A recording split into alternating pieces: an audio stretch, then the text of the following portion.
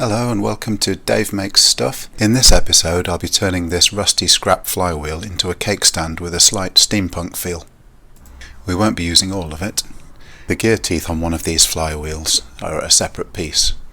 So the first step is to get my angle grinder and wire wheel and just clean up the gear teeth, get the rust off. It's easier to do it while it's still attached to the rest of the component, as you've still got something big and solid to hold on to. It takes a bit of time to get round all the teeth, but they do really shine afterwards. And then we can get on with cleaning up the front face of the ring gear, and after a bit of time working my way round, you can see that it comes up so shiny that you can even see the original manufacturing marks on it. With that done, the next step is to get a big hammer and a chisel and look to separate the ring gear from the rest of the flywheel. This next step isn't strictly necessary if you don't have an angle grinder, but I found it was helpful to carve away some of the metal from the back of the main flywheel in order to get in more easily with the chisel. Now what you don't want to do is hammer in one place too much, because if the ring gear comes off the flywheel too far in that one location it might jam. So you just want to keep moving round. As you can see, I've got the flywheel resting on an old brake disc, and that just provides some clearance so that the ring gear is free to drop away off the flywheel as I hit it. Don't be afraid to hit it hard, as the ring gear is hardened steel. You'll really struggle to mark it with anything, and it's usually quite a tight fit on the flywheel itself. So there's a gap opening up between flywheel and ring gear. Back to leathering it like a lunatic for a while, and eventually the ring gear comes free of the flywheel. So we'll stack the flywheel to one side, we're not finished with it yet. And then, if in doubt, pick up the angle grinder. It is of course the answer to most workshop questions.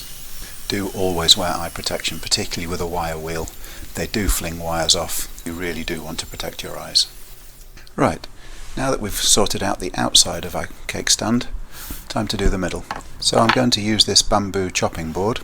It's a little bit bigger than I need, so I'm using a router, and this is a follower bit. The little bearing on the end is designed to follow its way around a template. This is where the flywheel comes in. The flywheel is exactly the same diameter as the inside of our ring gear, so we'll clamp the board to the flywheel, and then we'll make use of this follower bit to trim the board down to exactly the size we need to fit inside the ring gear. So before you get going with the router, you must remember it's very much a one-shot thing. It's really important that it doesn't move while you're routing it, so clamp it down good and hard.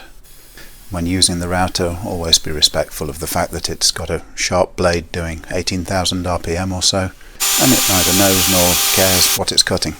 Once you've worked your way round, make sure you're absolutely happy with the cut before you take the clamps off.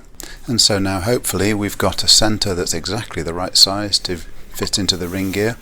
Time for a trial fit, and it looks like the board is just fractionally oversized, probably because the wood has sprung back slightly when cut. So just to get things started, I'm dressing it just around the edge with a file, and that gives us a little bit of a lead in to get the ring started onto the board with. And now it's time for the big hammer again. If the answer's not the angle grinder, it's usually the big hammer, or maybe the welder. Need to be a bit more gentle with it this time. Again, I'm supporting the wood. I'm just tapping the ring gear and working my way around the circumference, just methodically fitting the ring onto the board. This stage is great for getting rid of frustration, but just take care that you don't accidentally catch the board with the hammer, as it will mark quite easily. And once you've got the edge of the gear flush with the edge of the board, that's it. Job done. You could use it as a cheeseboard, and you could use it as a cake board. You could even use it as a display board or paint it and construct a diorama on it. If this video has been helpful, please like and subscribe, and we'll see you in the next one.